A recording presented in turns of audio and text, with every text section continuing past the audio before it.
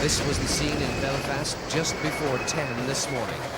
Barrels of water from the River Boyne were symbolically poured down Clifton Street at the start of this year's procession. Our programme, marking the 300th anniversary of the Battle of the Boyne, will visit the other demonstrations in Northern Ireland today. But for our first report, we remain in Belfast.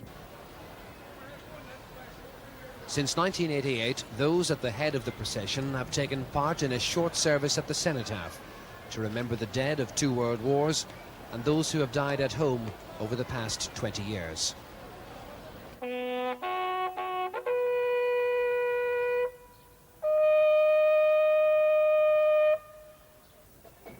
And now the hard work begins. Ahead lie many miles of road that will take them out of town to the field at Edenderry. Some of these men have been walking from their districts to mustering points for over 2 hours already. Miller Memorial Flute Band have been leading now for 15 years. Behind them come the VIPs and visitors. And behind the front ranks come the Junior Colour Party with the flags of countries where the Orange Order is active. Canada, America, England, Scotland, New Zealand and Togo in West Africa. Noticeable by its absence, though, is the flag of the Irish Republic. Lodges from across the border are represented by the Ulster flag. There are 10 districts in Belfast, and for the past 30 years, these have rotated with a different district leading annually. This year, it's the turn of number 1, made up of 38 lodges. Altogether, there are 262 lodges on the march in the city. Between bands and Orangemen, over 20,000 people are marching today. And it'll take around 2.5 hours for the parade to pass any given point. Duncairn Temperance has unveiled a new banner this year in memory of Thomas Passmore, a former lodge member and past County Grand Master in Belfast. Incidentally, this lodge was formed in Enniscorthy in County Wexford. Every picture tells a story, and there's no shortage of pictures on the banners today. As you'd expect, many of these scenes are biblical, particularly from the Old Testament. King William features prominently, as does the Home Rule period, the 2 World Wars, and in particular, the Battle of the Somme in 1916. One major difference between the banners in Belfast and those at the country demonstrations is the heavy industrial scenes you'll see on these banners. One lodge, which has put in more than its fair share of work for this year's special 12th, is the Ulster Volunteers in District Number 2. They settled on a float. This is the model of the Mountjoy, the ship which broke the boom, ending the siege of Derry. Alfie Hennessy is the lodge secretary. Well, the builder, he went to the Lindenhall Library and took out old prints and old maps and things like that, and it is as authentic as we can get it. Did you ever think it would turn out to be as big as it has become? No, we thought originally it would be something about 6 foot long, and when we saw the final result, we couldn't believe it. We began to get worried how we would get it into the parade, but we were fortunate enough to have access to a 40-foot trailer, and that now will be taking part in the parade. Is its size going to be a problem for you? The masts will be, but the masts are on a swivel so that they can be lowered for overhead cables and streamers. Lengthwise will be a problem. We'll not be able to get it into the field. What's going to happen to this model of the Mountjoy after today? Well, I would hope, because there's so much time and effort has gone into the construction of it, I would hope that some museum would take it. Ideally, the apprentice boys would take it. It pertains more to them, actually. And I'd hope if they get their museum, we would certainly give it to them. Meanwhile, back on parade, this is one of 2 visiting bands from Canada. Whitby True Blues from Ontario were formed only a couple of years ago. They walk in Scotland last weekend and are accompanying Lodge 778. The vast majority of bands are from Northern Ireland, but their ranks are swelled today by 28 Scottish bands and 1 band from England. It's interesting to look back at how this never-changing spectacle has been marked in the past.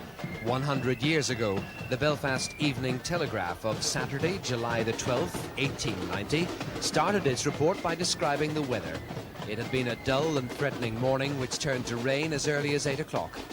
A century on, the rain began an hour later and never really stopped, but it didn't dampen the enthusiasm of the spectators. Of the police 100 years ago, the paper wrote that as spectators, the constabulary served a useful object, their sombre uniforms bringing into focus the holiday attire of the thousands who thronged the streets. It must have been as colourful an occasion then as it is now. District 5 is the largest on parade today, representing a large chunk of South Belfast. 50 lodges make up this district, including 2 which have their roots across the border. County Monaghan True Blues and the Loyal Sons of County Donegal. None of those who turned up to watch today's spectacle will be disappointed by what they saw on the route. What they have to say about the weather is another matter. The Belfast procession is the largest in Northern Ireland today. The second largest is the county demonstration in Armagh. We go there now to join Jeannie Johnston in Newtown Hamilton.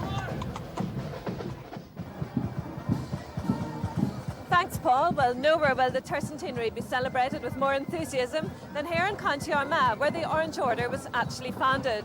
The Orange men of the county marched today to Newtown Hamilton.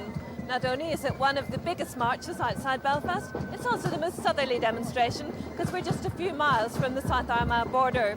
15 to 16,000 Orange men are gathering here at the moment. And what a special year this is. When you think about it, many of the older Orange men will have been looking forward to this Tercentenary for maybe 50 or 60 years. There's also a wealth of overseas visitors, and we'll be talking to some of them shortly.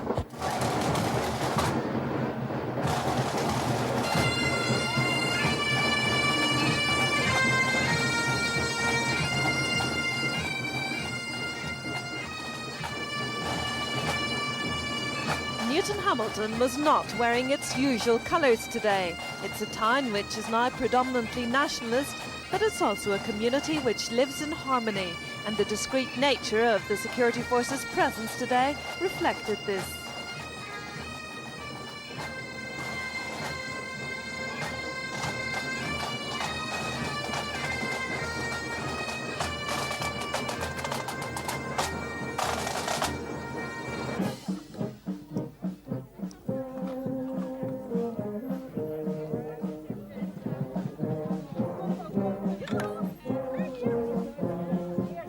King William and his Colonel-in-Chief led the way for the 163 lodges and 125 bands.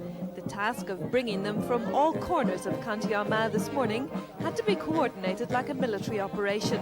130 buses were hired, and these all had to make double journeys.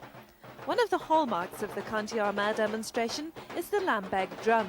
With a relatively short walk to the field, around 1.5 miles, they aren't such a heavy burden, or are they?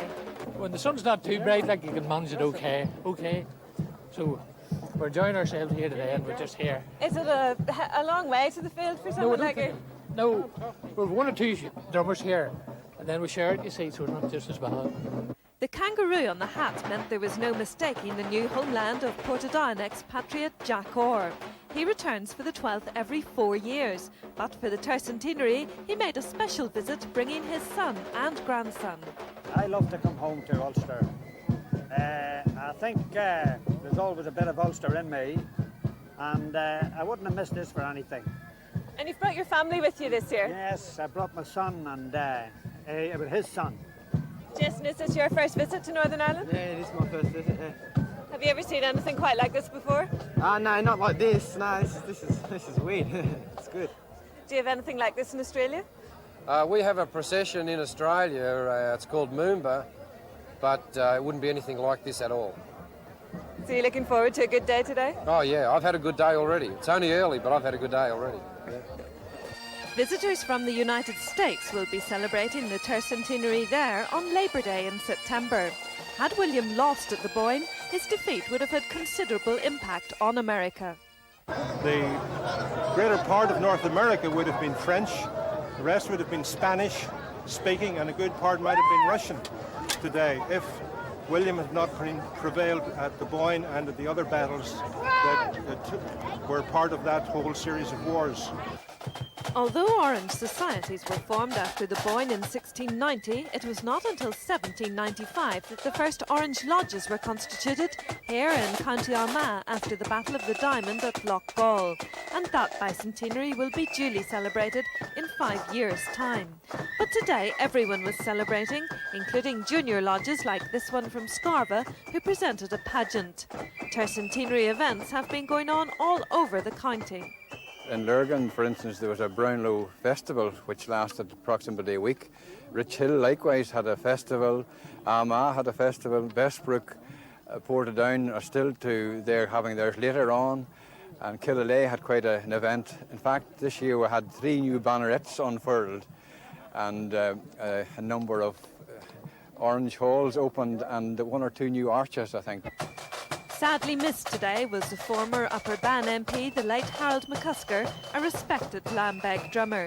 His successor took his place on the platform. My message today basically is to reassure people that there's nothing untoward happening or likely to happen as a result of the contacts and the preparations for talks and things like that that are going on.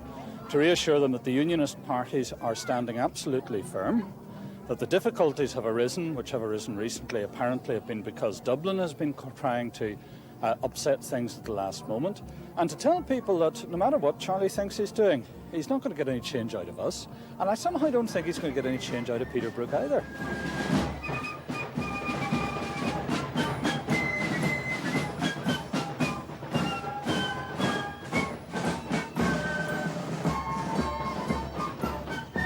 Despite the odd shower of rain, the Tercentenary 12th in Armagh has been voted a huge success by Orangemen and their visitors alike. County officials are estimating a 50% increase on last year's turnout. So, as the lodges prepare to listen to the speeches and resolutions here at the field, we leave Newton Hamilton and join Cyril Troy in Limavady. Thank you, Jeannie, and welcome to a rather damp Limavady for the biggest 12th day that this town has ever known. Normally the lodges of the city of Londonderry and the northern half of the county meet every year, but this time the men from South Derry are coming along as well. They have given up the right to have their own demonstration, to have a united one and really mark the Tercentenary. That means that today we're having 120 lodges with bands, and when you add in the visitors as well, we're going to have about 50,000 people packing into Limavady. Not bad for a town with a population of about 12,000. Here now comes the big parade, and in pride of place at the front are officers of the City of Londonderry Grand Lodge with a new set of 3 standards and banneret to mark the Tercentenary. In fact, the Grand Lodge have gone to great lengths to make the anniversary a special one. To begin with, they have inaugurated a standard bearer competition among their 5 districts, and this will now be an annual event. The winners from District 5 and runners-up of District 2 form the bearer party today. And still in the competitive angle, because it's Tercentenary year, judges along today's route are taking stock of all the bands in the Grand Lodge section of the parade, and the top 4 will receive awards. The best drum major is also being singled out for a prize. This is Coleraine district now, and immediately behind the district officers comes a very special band, leading the first of the area's 15 lodges, Blacker LOL number 5. This is the Derry Flute Band from Toronto, which has crossed the Atlantic en bloc for the 3rd time to take part in a 12th parade. It was previously here in Limavady in 1982 and in Coleraine 3 years ago.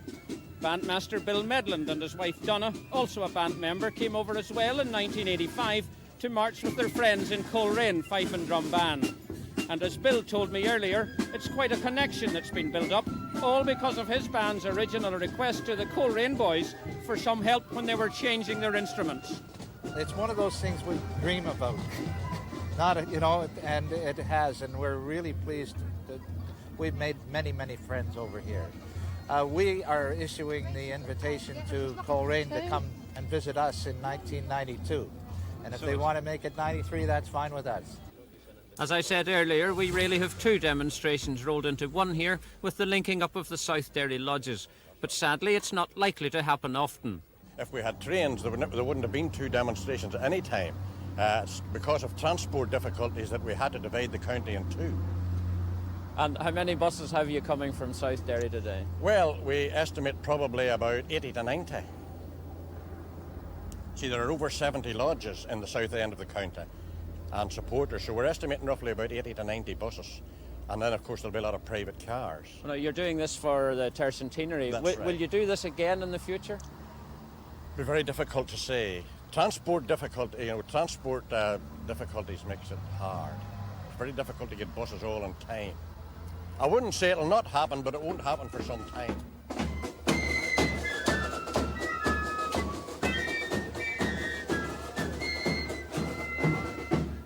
Had South Derry been staging its own celebrations as normal, Magherafelt district would have been the hosts this year. But Magherafelt won't lose out in the end, for they will carry that role on to the next year, when they'll be in their own new orange field, bought just a short time ago for £40,000.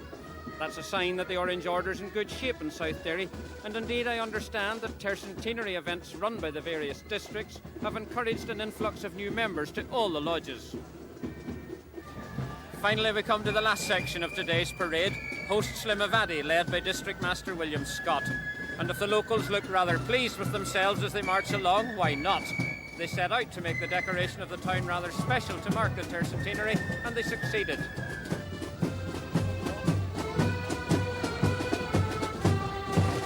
William Scott tells me they got a great many flags donated for the occasion, and they're grateful to all the benefactors.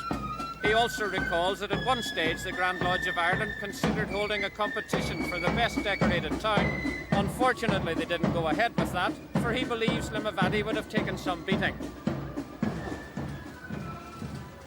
I'm watching specially now for Largy's Sons of William. They have a new lodge master this year, Victor Wilson, and he's following in famous footsteps. For his predecessor, David Donaldson, held office for 51 years and led the lodge on every 12th in that time. I understand David's not keeping too well and cannot be in the parade today, but I'm sure he's watching our pictures, and I hope they help ease his disappointment.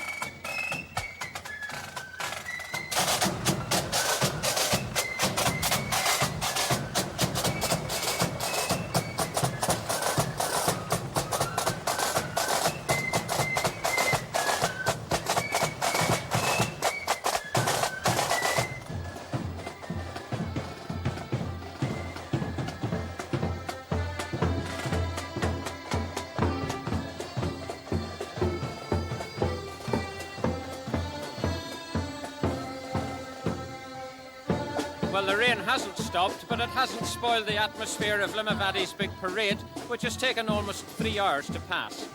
As the last of the marchers make their way on towards the Orange Field on Romill Road, it's time to say goodbye from here and visit some of the day's other demonstrations with Johnny Irvine.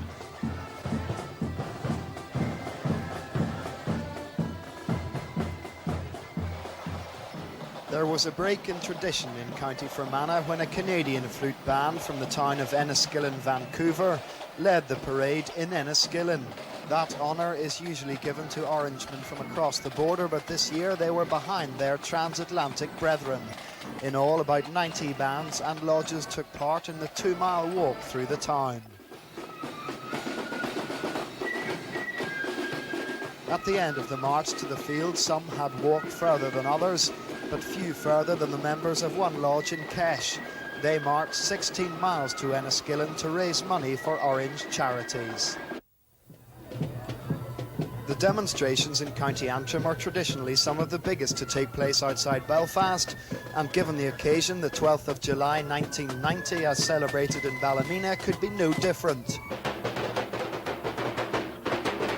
There was a big Scottish presence with an entire lodge from Stranraer among the marchers. At the field on the Cullybackey Road, the Orangemen were addressed by the Grand Master of Scotland, Brother Magnus Bain, who is also the President of the World Orange Council.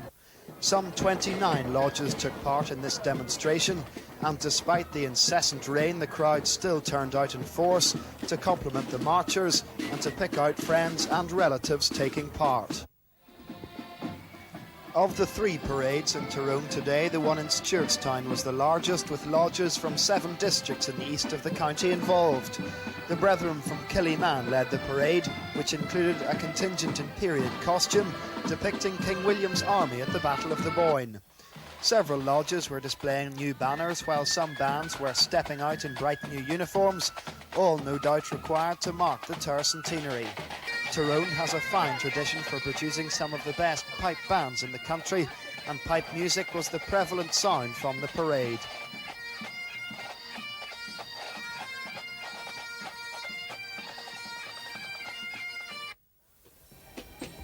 Orange Brethren in the Mourne district hold their own 12th demonstration. This year 15 lodges and 16 bands took part. Annalong or Kilkeel alternate as host villages, and this year it was the turn of Kilkeel to put out the bunting. It is one of the smallest parades in the province, but as the district master told me, we mightn't be big, but we feel important. This year it was the job of the Silent Valley Lodge to lead the procession to the field on the Manse Road. Those on the march could look forward to refreshments there. One distinction the caterers near the Kingdom of Mourne have is that they provide tea and sandwiches free for all comers. It's not surprising then there was a big turnout at this, the mid-parade break. The parade in Rossnaula incorporates a number of elements that set it apart from all others. Most notable is the fact that it takes place in the Republic of Ireland. It is a unique happening on the other side of the border.